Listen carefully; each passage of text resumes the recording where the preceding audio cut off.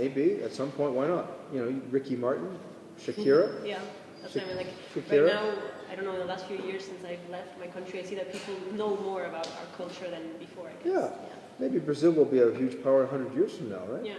But not now. I mean, today America still is the world's greatest soft power. Yeah. So like, how do you think it will evolve in the long term? You still think that it's going to stay this way for a pretty long time? It's hard to know. It's hard to know. I mean, but just in terms of soft power alone, it's very difficult to see in the United States being dislodged in terms of influence. There is a lot of rivalry, for example, in the television era sphere. Yeah, we can ask with news information, right? Yeah.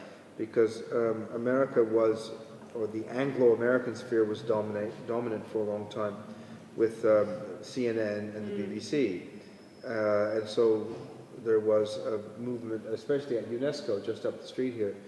In the 1980s, there was a view that we needed a new world information order, right? Yes. Because the extension of Western or Anglo-American power was in communications was overwhelming the world, like even South America, right? Yes. Just CNN and BBC and you know, and now we are seeing other powers are trying to get into this space, right?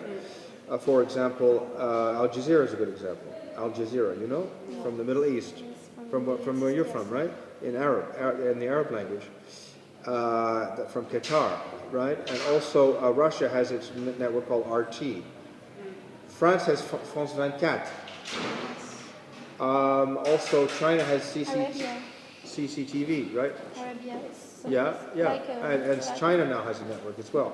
So that is one area where the other powers are trying to come up and say, you know, we want to have a voice.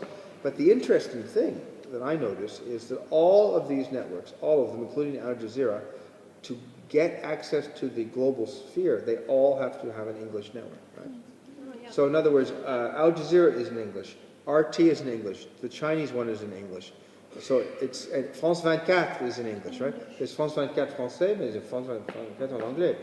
And so, in other words, the Anglo sphere is so overwhelmingly important in the world. It's like Latin in the Roman Empire, that even for other powers that want to get a voice into the system, they have to adopt the English language.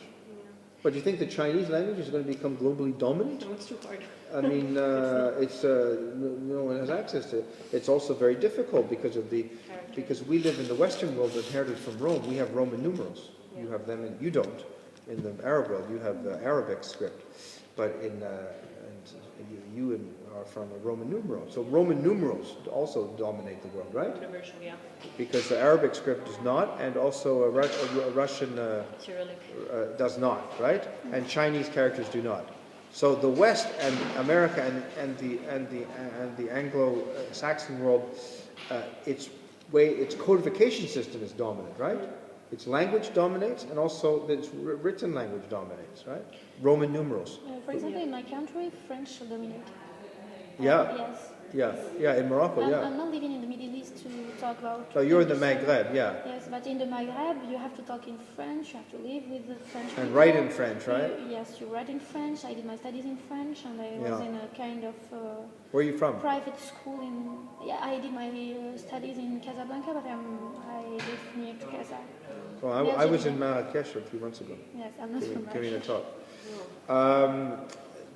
I understand that young people in the Arab world, when they go on Facebook, they actually they use Roman numerals to write, not Arabic. You know? No, I don't write in Arabic. They prefer, but they use in Arabic. My laptop, but they I don't use Arabic. But they use Arabic words, though. Apparently, they write them phonetically. Apparently. Yes, I can write by hand, but I don't Yeah. use the In other words, Arabic, they adopt the Western system. You see, so laptop. it's become so dominant, right? So that's a form of soft power as well, because the obligation for everybody to speak our language, use our language, it's like the Romans with Latin, right? The only way the other elites in Gaul and the other parts of the world, Romanized world, were actually assimilated was through the Latin language, right?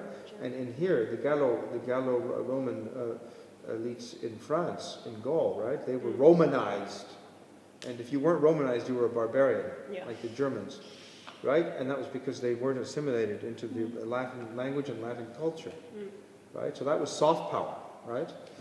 And the Anglo-Saxon sphere is the same way. You know, it's overwhelming. Can it be replaced? I don't know. I mean, there's nothing on the horizon. Russia? No. The key thing about soft power is that it creates a framework of norms and values, right? Yes. That have to be desirable. Like, for example, hard power dissuades.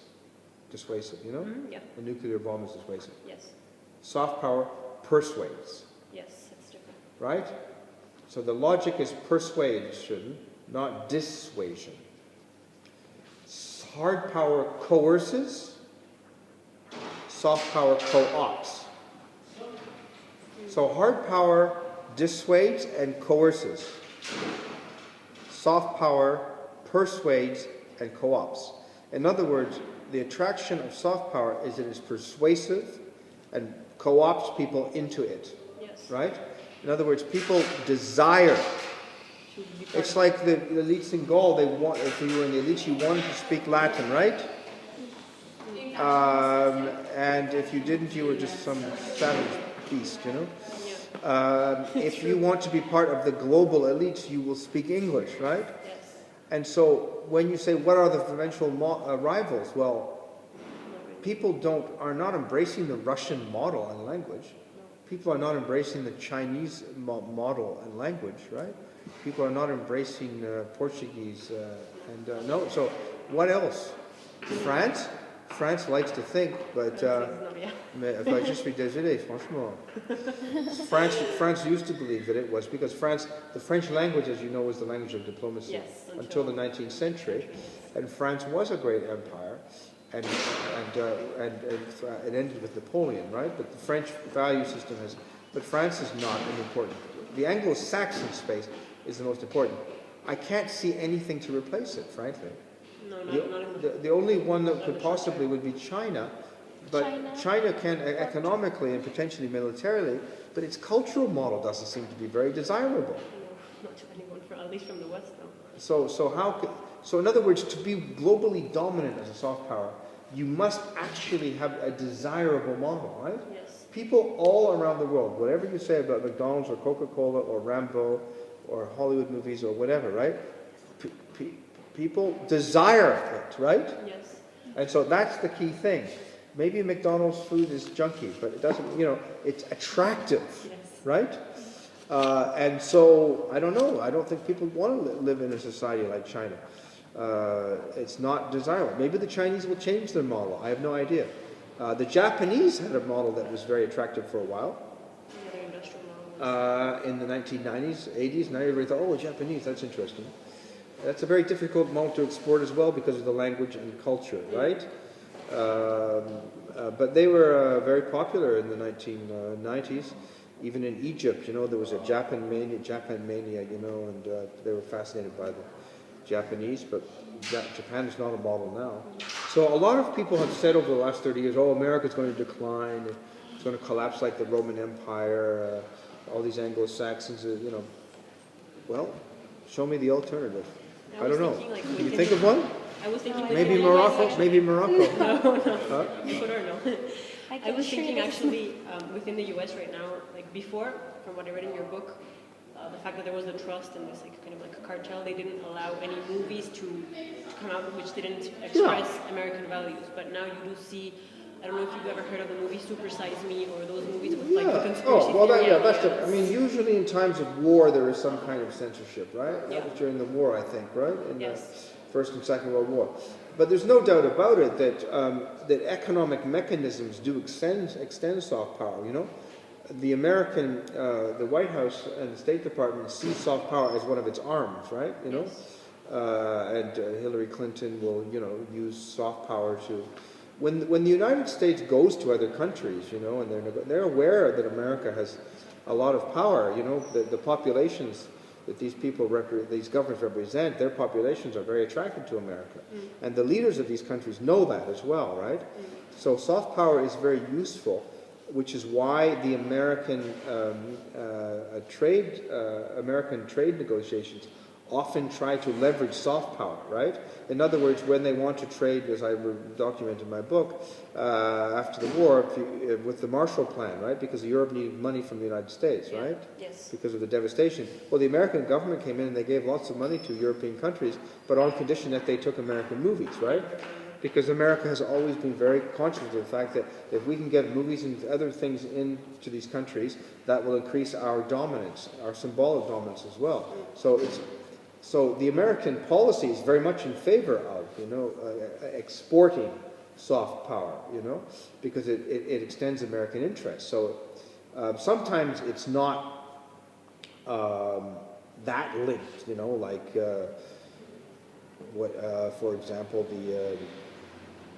some rock star or something becomes famous. I mean, I don't think the State Department's not really aware of that, right? But it's very helpful to the United States that people around the world listen to American pop music from America. I mean. But do you think there's actually official policy which states okay, if we help you, you have to import our movies? I mean, isn't there such a thing as a private decisions inside each country that decide whether or not to take an American movie?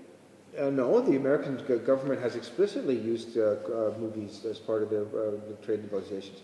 For example, in the GATT, the GATT, right, with Europe, right, the audiovisual products was a big part of it, right? The United States has always tried to insist on open access to so-called audiovisual products, okay? So Americans have always tried to keep markets open for their audiovisual products. Okay. China actually limited American movies to only 10 a year. Yeah, China's very closed, was closed to American movies. China's still very close to American television shows, right? They just kicked off, the regime just canceled a show called Happy Girl, based on American Idol. And it was a show where little Japanese, Chinese girls would sing, like American Idol, Yes, and the Chinese kids would vote, for the best singer. Yeah. And these girls would become very famous. And then the regime suddenly canceled the show and called it Western Decadence. But the reason why they canceled the show was because they realized that the Chinese people were voting for the winner, and they didn't want them to get accustomed to voting. Oh, wow, that's strange. Yeah. So sure, it all helps. I was going to ask you something. Oh yeah. Now you probably noticed that in South America and in the Middle East, there's a wave of extreme governments that are completely against American soft power, like Chavez, Castro, Correa, Gaddafi. Do you think this is a reaction against that, or is it just an extreme movement that isn't going to have much impact?